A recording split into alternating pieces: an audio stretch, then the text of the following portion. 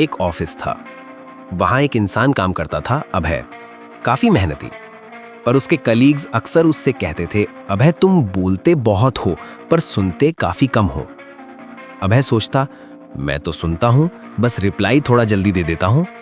पर असल में वो सुन नहीं रहा था। वो बस अपनी बारी का इंतजार कर रहा था। इंतजार कि सामने वाला कब चुप हो और कब वो अपनी बात शुरू करे। और यहीं पैट्रिक किंग की किताब how to listen with intention का मेन मैसेज छिपा है।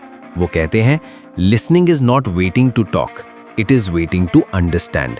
मतलब सुनना इसलिए नहीं है कि आपको जवाब देना है, सुनना इसलिए है ताकि आप समझ सकें।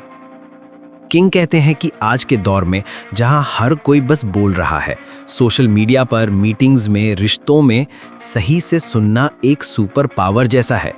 इसके 3 बड़े फायदे हैं। पहला, लोग आप पर भरोसा करने लगते हैं। जब किसी को लगता है ना कि उसकी बात सुनी जा रही है, तो वो खुलकर अपनी बात रखता है। ये विश्वास ही रिलेशनशिप्स की फाउंडेशन है। दूसरा, आप गलतफहमियों से बचते हैं। ज्यादातर झगड़े इस वजह से नहीं होते कि लोग डिसएग्री करते हैं, बल्कि इस वजह से होते हैं क्योंकि उन्होंने एक दूसरे को ठीक से समझा ही नहीं। और तीसरा, आपका प्रभाव बढ़ जाता है। अच्छे लिसनर्स अक्सर अच्छे लीडर्स बनते हैं क्योंकि वो पहले समझते हैं फिर बोलते हैं। लेकिन सुनने और सुनाई देने में जमीन आसमान का फर्क है। कल्पना कीजिए, आपकी दोस्त रिया आपसे कहती है, आज मेरा दिन बहुत खराब था, और आप तुरंत बोल पड़ते हैं, मेरा भी, आज ऑफिस में तो। आपने रिया की बात बीच में ही काट दी। आपको उसकी आवाज सुनाई दी पर आपने उसे सुना नहीं। पैट्रिक किंग का एक कोट है जो इस सिचुएशन को आईने की तरह साफ दिखाता है। Most people don't listen with the intent to understand, they listen with the intent to reply. सही मायने में सुनने का मतलब है सामने वाले के मन को, उसकी बात को जगह देना। तो सवाल उठता है, कैसे सुने? किंग इसके लिए एक्टिव लिसनिंग यानी सक्रिय सुनने की टेक्निक बताते हैं। इसके 3 सिंपल स्टेप्स हैं। पहला स्टेप है प्रेजेंट होना। जब आप किसी से बात कर रहे हैं तो पूरी तरह वहीं रहिए। मोबाइल साइड में, दिमाग में चल रही मल्टीटास्किंग बंद, पूरा ध्यान सिर्फ उस इंसान पर। दूसरा स्टेप है रिफ्लेक्ट करना। जो उन्होंने कहा उसे अपने शब्दों में दोहराइए। इससे कंफर्मेशन मिलती है।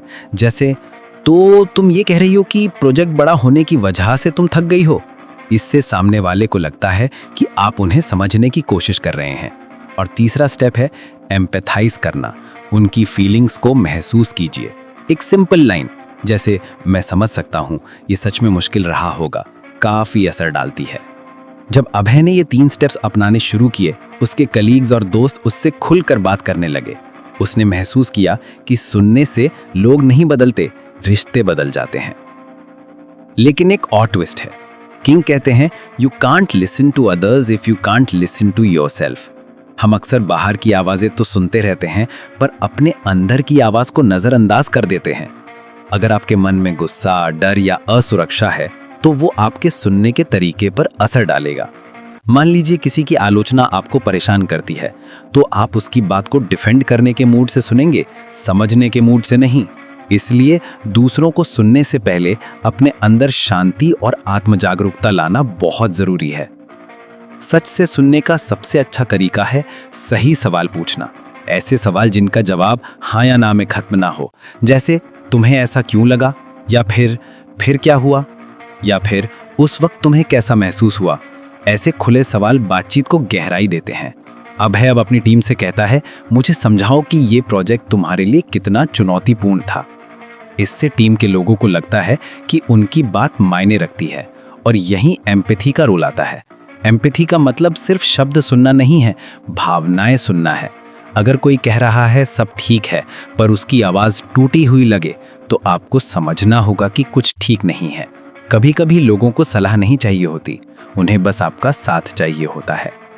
ऑफिस में सुनने का तरीका थोड़ा अलग हो सकता है। वहाँ भावनाओं से ज़्यादा स्पष्टता ज़रूरी होती है। मीटिंग्स में नोट्स लेना, किसी को बीच में ना टोकना और फीडबैक देने से पहले पूरी बात सुनना, ये सब एक पॉजिटिव टीम का माहौल बनाता है। लेकिन रिश्तों में सुनना प्यार का सबसे सच्चा रूप है। यहाँ आई हेयर यू और आई अंडरस्टैंड यू में बहुत बड़ा फर्क है।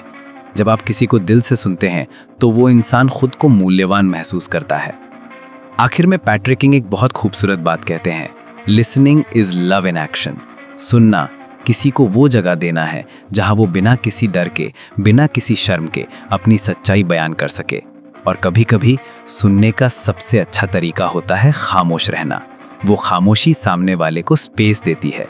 धीरे धीरे अभय को एहसास हुआ कि लोग नहीं बदले थे, बस उसने खुद सुनना सीख लिया था। अगर हम सच में सुनना सीख लें तो रिश्ते सुधरते हैं, संवाद में गहराई आती है और ये दुनिया थोड़ी और दयालु बन जाती है। तो अगली बार जब आप किसी से बात करें तो रिप्लाई करने के लिए नहीं, समझने के लिए सुनिए। देखिएगा सब कुछ बदल जाएगा।